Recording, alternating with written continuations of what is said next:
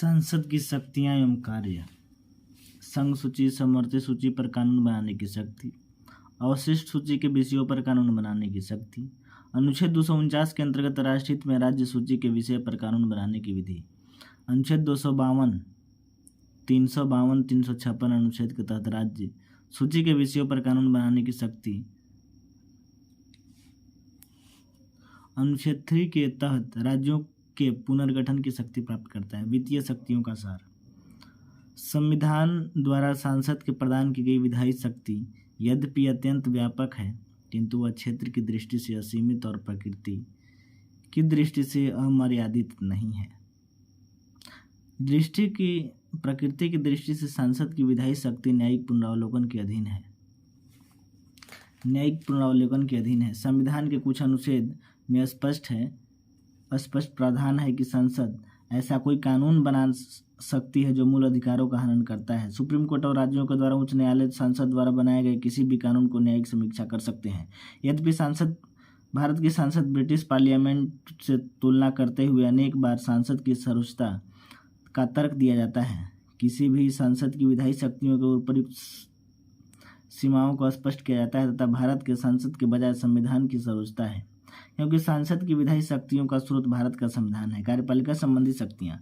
संसदीय प्रणाली में प्रधानमंत्री और मंत्रिपरिषद के सदस्यों के लिए यह अनिवार्य है कि वे संसद के किसी भी सदन के सदस्य हों। इसके अलावा कार्यपालिका संसद द्वारा निश्चित होती है। संविधान में मंत्रिपरिषद को लोकसभा के प्रति सामूहिक रूप से उत्तरदायी बनाया गया। मंत्रिपरिषद लोकसभा के पास है, किंतु अनेक अन्य साधनों के माध्यम से संसद के दोनों सदन कार्यपालिका को नियंत्रित करते हैं। संसद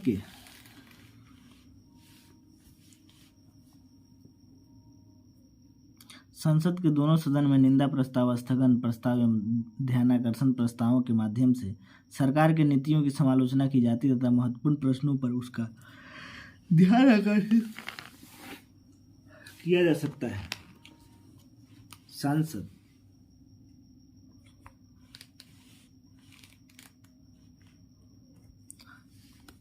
संसद की दोनों सदनों के सदस्य सरकारी नीतियों तथा विभिन्न विभागों के कार्यों के संबंध में प्रश्न एवं पूरक प्रश्नों के माध्यम से सूचनाएं प्राप्त कर सकते हैं तथा सरकार की जवाबदेहिता सुनिश्चित करते हैं। सरकार द्वारा प्रस्तुत विधेयकों पर संशोधन के माध्यम से प्रस्तुत करके सदस्य शासकीय नीतियों के प्रति विरोध प्रकट कर सकते हैं। लोकसभा के सदस्य सरकार द्वारा प्रस्तुत किए गए बजट में कटौती प्रस्ताव प्रस्तुत कर सरकारी नीतियों की आलोचना कर सकते हैं। वित्तीय शक्तियाँ। संघ का वित्त सांसद के नियंत्रण में होता है। संचित निधि, आकस्मिक निधि, लोक निधि संसद की अनुमति के बिना केंद्र सरकार द्वारा कोई कर लगाया था वसूला नहीं जा सकता। भारत की संचित निधि से कोई ही व्यय किए जाने से पूर्व सांसद का अनुमोदन आवश्यक है। केंद्र सरकार द्वारा किए जाने वाले किसी भी खर्च पर सांसद का अनुमोदन आवश्यक है। केंद्रीय बजट सांसद के लोकतंत्र अर्थात लोकसभा में प्रस्तुत किया जाता है तथा वही उसका अनुमोदन करती है। यदि सरकार द्वारा बजट लोकसभा में पारित नहीं हो सके अथवा बजट में किसी मांग के संबंध में किसी सदस्य द्वारा रखा गया कसौटी प्रस्ताव हो जाए तो मंत्रिपरिषद को पद त्यागना होता है। इसके अलावा यदि सरकार द्वारा बजट लोकसभा में पारित नहीं हो सके अथवा बजट में किसी मांग के संबंध में किसी सदस्य द्वारा रखा गया है कसौटी प्रस्ताव हो जाए तो मंत्रिपरिषद को पद त्यागना होता है। इसके अलावा सरकार की वित्तीय गतिविधियों पर नियंत्रण रखने के लिए संसद द्वारा अनेक प्रकार की स्थायी समितियों का गठन किया जाता है।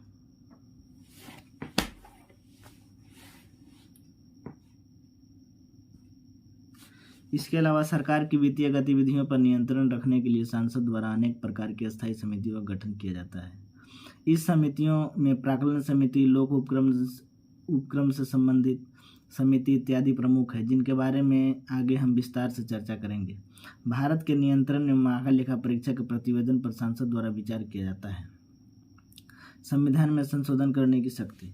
संविधान के अनुच्छेद 368 के अनुसार संविधान में संशोधन करने की शक्ति संसद को प्राप्त है। संसद के दोनों सदनों द्वारा प्रत्येक सदन के 2/3 बहुमत के समर्थन से संविधान में संशोधन करने के लिए विधेयक पारित किया जाता है। 1973 का केशवानंद भारती मामला, संविधान के मूल ढांचे की अवधारणा। 1980 का मिनर्वा मिल्स मामला, न्यायिक समीक्षा।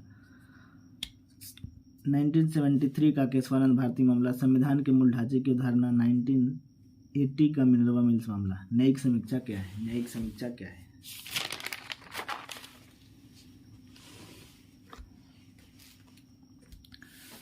निर्वाचन के संबंध में शक्ति। भारत के राष्ट्रपति एवं उपराष्ट्रपति के निर्वाचन की प्रक्रिया में सांसद के दोनों सदनों के सदस्य भाग लेते हैं। लोकसभा अपने अध्यक्ष तथा उपाध्यक्ष, जबकि राज्यसभा अपने उपसभापति का निर्वाचन करती है। महाभियोग तथा न्यायाधीशों आदि को पद से हटाने संबंधी सांसद की भूमिका है। सांसद को अधिकार है कि वह संविधान में वर्णित प्रक्रिया में राष्ट्रपति के विरुद्ध महाभियोग का प्रस्ताव पारित कर उसे पद से हटा दे। सुप्रीम कोर्ट और उच्च न्यायालयों के न्यायाधीशों को भी पद से हटाने की शक्ति प्राप्त है। भारत के मुख्य न्यायाधीश, निर्वाचन आयुक्त, अन्य निर्वाचन आयुक्त, संघ लोक सेवा आयोग के अध्यक्ष एवं सदस्यों आदि को भी पद से हटाने संबंधी शक्ति सांसद को प्रदान की गई है। इन सभी के बारे में आगे विस्तार पूर्वक हम अध्ययन करेंगे, टेंशन नहीं लेना है। विविध कृत्य। नियंत्रक एवं महालेखा परीक्षक संघ लोक सेवा आयोग, वित्त आयोग, अल्पसंख्यक आयोग द्वारा प्रस्तुत प्रतिवेदन पर संसद के दोनों सदनों द्वारा विचार किया जाता है। संसदीय सर्वोच्चता बनाम संविधान की सर्वोच्चता। भारत में ब्रिटिश पद्धति की संसदीय प्रणाली को अपनाए जाने के कारण यह धारणा प्रचलित हुई कि भारतीय संसद की स्थिति ब्रिटिश संसद के समतुल्य है। यह भी माना गया है कि ब्रिटेन में संसद के साथ संबंध किए जाने वाले सिद्धांत संसद के संप्रभुता की और संसद की सर्वोच्चता भारतीय संसद के साथ भी संबंधित किए जा सकते हैं। संसदीय प्रणाली होने के कारण निश्चित रूप से भारत की संसद का एक अत्यंत प्रभावशाली और शक्तिशाली संस्था है। तथापि भारत की संसद को न तो संप्रभु माना जा सकता है और न ही सर्वोच्च माना जाता है। संसद की संप्रभुता ऐसी स्थिति का संकेत करती है जिसमें संविधान में परिवर्तन करने की और कानून बनाने की शक्ति। संसद ऐसी स्थिति का संकेत करती है जिसमें संविधान में परिवर्तन करने की और कानून बनाने की शक्ति। संसद पर शक्ति क्षेत्र के प्रकृति की दृष्टि से कोई मर्यादाएं व सीमाएं नहीं हैं। भारत में स्वयं संविधान ने संघात्मक शासन की व्यवस्था करके तथा कुछ विधायी शक्तियों को राज्य सूची में सम्मिलित करके उन्हें संसद की विधि निर्माता शक्ति की परिधि से बाहर निकाल दिया जाता है।